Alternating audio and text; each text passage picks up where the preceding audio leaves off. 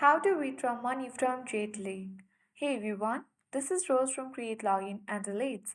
Without further ado, let's dive right into the video. First of all, you can simply launch Lake app on your device or simply you can go on any web browser and search for Lake.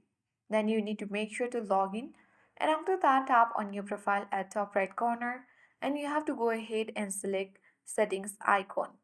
Now, after any ads, you will see your total balance and withdrawal balance. Your withdrawal balance comes from winning in the app. Then, to withdraw money, you can simply go to Transactions tab.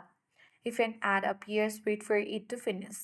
Look for the cash out button and tap it. Then input the amount you want to withdraw, for example $5, and click the next button.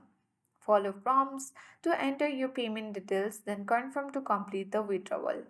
That's it. That is how we withdraw money from Jetly. I hope this guide was helpful. If it was, then do like, share, comment, and don't forget to subscribe. Thank you for watching and see you in the next video.